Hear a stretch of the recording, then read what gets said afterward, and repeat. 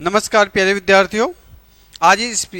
आज जो अपना जो विशेष सेशन है, इस सेशन के अंदर हम नो कॉन्फिडेंस बिल अविश्वास प्रस्ताव पे चर्चा करेंगे कि ये प्रस्ताव क्या होता है, कैसे लाया जाता है, उसकी प्रक्रिया क्या होती है और अभी चर्चा में क्यों है। चर्चा का कारण सब जानते हैं। अभी वर्तमान में आज ही मोदी सरकार के खिलाफ ये दूसरा अविश्वास प्रस्ताव है जिसको एक्सेप्ट किया गया है। अब जल्दी ही इसकी प्रक्रिया होगी, आगे बढ़ेगी। और ये क्यों लाया जा रहा है, सबको पता है कि अभी जो मणिपुर हिंसा है उसके मामले में जो विपक्ष है वो सरकार पे अपना क्या कह सकते हैं, एक तरह से प्रेशर बना रहे हैं, नैतिक दबाव डाल रहे हैं कि सरकार इस मुद्दे को सभा के अंदर, लोकसभा के अंदर लाए और इस पर परिचर्चा हो ताकि सरकार पे एक नैतिक दबाव बना सके विपक्ष और पूरे देश के अंदर इस माहौल को बनाया जा सके। ये एक तरह से सरकार की जो जवाबदेही है उसको विपक्ष के द्वारा उसको सुनिश्चित करने का एक तरीका है जो लोकसभा की कार्रवाई के अंदर किया जाता है। बहुत बार किया जा सका। अब तक 27 बार अविश्वास प्रस्ताव की जो प्रक्रिया है वो ला चुकी है। ये इस प्रकार से कुल कह सकते हैं कि अभी जो अविश्वास प्रस्ताव लाया जा रहा है ये कितने नंबर का, 28 नंबर का ये अविश्वास प्रस्ताव लाया जाएगा। इससे पहले 27 आ चुके हैं। उसमें क्या क्या कितनी बार सरकार गिरी और कितनी बार इनको किया गया उसके बारे में भी हम आगे इसमें बताएंगे।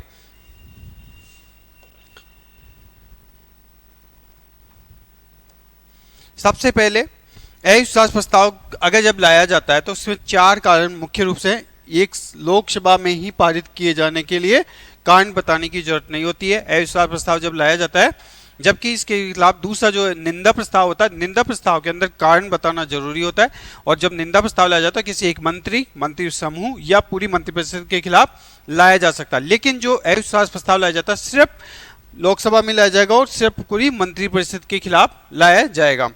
इस तरह से पूरी मंत्रिपरिषद के विरोधी रखा जा सकता है और मंत्रिपरिषद पर लोकसभा के एक तरह से विश्वास का पता लगाने के लिए ये रखा जाता है। अगर ये लोकसभा में पारित हो जाता है कि साधारण बहुमत से, किससे, अगर ये साधारण बहुमत से, अगर ये साधारण बहुमत से पारित हो जाता है तो मंत्रिपरिषद को अपने से त्यागपत्र देना पड़ता है। इसका मतलब सरकार गिर जाती है और कई बार ऐसा हो चुका है। लेकिन वर्तमान के अंदर ऐसी स्थिति नहीं है। अभी वर्तमान में सरकार के पास 330 प्लस आपके मेंबर है जो इस प्रकार से बहुमत से काफ़ी आंकड़ा ज़्यादा है, तो सरकार गिरने के तो अभी कोई चांस नहीं है। फिर भी मैंने पहले बताया कि ये मणिपुर हिंसा को देखते हुए और सरकार पूरे देश के अंदर इस मामले को लाने के लिए विपक्ष एक ब्रह्मास्त्र के रूप में इसका प्रयोग कर रहा है। तो देखते आगे क्या होता है, ये तो भविष्य के गर्त में है। लेकिन हम इसकी प्रक्रिया अब तक जो है उसके बारे में पहले चर्चा कर लेते हैं।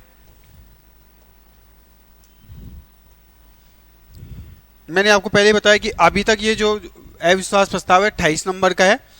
28वां होगा अगर ये लाया जाता है जिसको परमिशन मिल गई। लेकिन जो प्रथम जो अविश्वास प्रस्ताव नो कॉन्फिडेंस बिल लाया गया था वो 1963 में आचार्य कृपलानी के द्वारा लाया गया था। उसके बाद में 1979 में मोरारजी देसाई सरकार को इसके अविश्वास प्रस्ताव लाया गया तो उनको इस्तीफा देना पड़ा था। इसमें हालांकि इसमें वोटिंग नहीं हुई थी, वोटिंग से पहले ही उन्होंने इस्तीफा दे दिया था। सबसे अधिक जो है 15 बार, अगर पूछा जाए कि अब तक के इतिहास के अंदर सबसे ज़्यादा नो कॉन्फिडेंस बिल का सामना किया वो किसने किया है, इंदिरा गांधी ने किया है। इंदिरा गांधी के खिलाफ 15 बार अविश्वास प्रस्ताव लाया गया जो काफ़ी है। उसके अलावा लाल बहादुर शास्त्री और पीवी नरसिम्हा राव, इनके खिलाफ 3 बार लाया गया। तो मैक्सिमम हो गया इंदिरा गांधी के खिलाफ, फिर लाल बहादुर शास्त्री जी और नरसिम्हा राव जी के पे है, उनके खिलाफ 3 बार लाया गया। और अब मोदी सरकार के खिलाफ भी अगर हो गया तो अब कितने बार, 2 टाइम्स हो जाएगा। तो ये अब तक का इतिहास है जो मेन जो आपके आंकड़े आते हैं उसमें। इसके खिलाफ अब ये देखते हैं कि अब तक इसमें सरकार कब गिरी है। सबसे पहले 1990 के अंदर वीपी सिंह के खिलाफ लाया गया था तो सरकार गिरी थी। 11 अप्रैल 1996 में एच.डी. देवेगौड़ा को भी अविश्वास प्रस्ताव के कारण सरकार गंवानी पड़ी थी। और 1997 में सबसे पॉपुलर आपको ये घटना रही थी कि अटल बिहारी वाजपेयी जो काफ़ी लोकप्रिय थे और उनको एआईएडीएमके के 1 वोट की वजह से सरकार गिरी थी। मतलब 1 वोट, तभी से सबको पता है कि 1 वोट की भी क्या ताकत होती है। तो अविश्वास 1 वोट की वजह से पूरी सरकार गिर गई थी, एनडीए की सरकार। तो इस प्रकार से हम ये देख सकते हैं कि अविश्वास प्रस्ताव एक प्रक्रिया है जिसमें सरकार की जवाबदेही निश्चित की जाती है कि सरकार बहुमत में है या नहीं, सरकार ऐसा कोई काम तो नहीं कर रही है या जिससे विपक्ष उस पर हमलावर हो सके या पूरे देश के खिलाफ ना हो। तो सरकार को लोकसभा के अंदर या विधायिका का एक अच्छा उपाय है जो सरकार पे या कार्यपालिका पे विधायी कंट्रोल किया जाता है।